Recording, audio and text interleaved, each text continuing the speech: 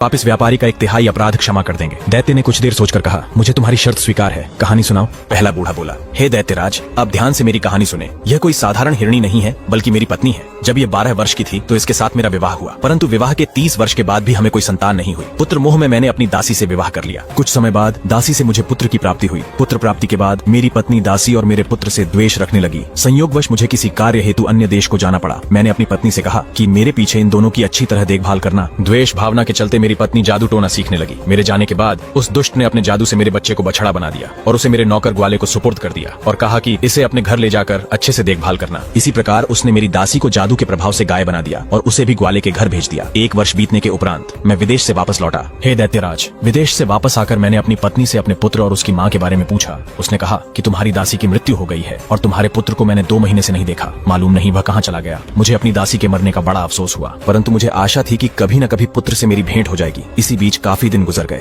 मेरी दुष्ट पत्नी ने एक षड्यंत्र रचा। उसने मुझसे कहा कि हमारे गांव में एक तांत्रिक है। उसने मुझे कहा है कि यदि हम एक गाय की बलि देंगे तो तुम्हारा पुत्र वापस लौट आएगा। पुत्र मोह में मैंने अपनी पत्नी की बात मान ली और मैंने ग्वाले से गाय मंगवाई। वह गाय कोई और नहीं बल्कि मेरी दासी ही थी, जिसे मेरी दुष्ट पत्नी ने गाय बना दिया था। मैंने जैसे ही तलवार उठाई, वह बड़े ही करुणापूर्ण स्वर में डकारने लगी और उसकी आंखों से आंसू की धारा बहने लगी। उसका यह हाल देखकर मुझे उस पर दया आ गई, परंतु रुष्ट होकर मेरी पत्नी ने कहा, यदि बलि नहीं दी तो हमारा पुत्र वापस नहीं लौटेगा। विवश होकर मैंने उसका सर धड़ से अलग कर दिया। राक्षस ने हैरान होकर कहा, तुमने अपनी ही दासी को मार डाला। हे दैत्यराज, जब मैंने गाय के रूप में मौजूद दासी का सर धड़ से अलग किया तो उससे सिर्फ अंतड़ियां निकली। मेरी कुटिल पत्नी ने कहा, स्वामी, हमारी बलि तांत्रिक को स्वीकार नहीं होगी। ये तो बिल्कुल ही दुर्बल गाय है। पुत्र मोह में मैं उस ग्वाले पर नाराज होते हुए बोला कि गाय को ऐसी दशा में क्यों रखा कि वह ऐसी दुबली पतली हो गई। मेरी कुर्बानी करने के लिए कोई बछड़ा ही ले आओ, किंतु वह मोटा ताजा होना चाहिए। ग्वाला शीघ्र ही एक मोटा ताजा बछड़ा ले आया। मुझे मालूम न था कि यह बछड़ा मेरा ही पुत्र है। उसे देखकर मेरे हृदय में प्रेम उमड़ने लगा और वह बछड़ा मुझे देखते ही मेरे पैरों पर गिर पड़ा। उसकी आंखों से आंसू बहने लगे। मेरा हृदय व्याकुल हो उठा और मैंने ग्वाले से कहा कि इस बछड़े को वापस ले जा, परंतु मेरी दुष्ट पत्नी फिर भी उसी बछड़े को मारने के लिए जोर देती रही। किंतु इस बार मैंने उसकी परवाह नहीं की और बछड़े को वापस कर दिया। हे दैत्यराज, अगले दिन वो ग्वाला भागता हुआ मेरे पास आया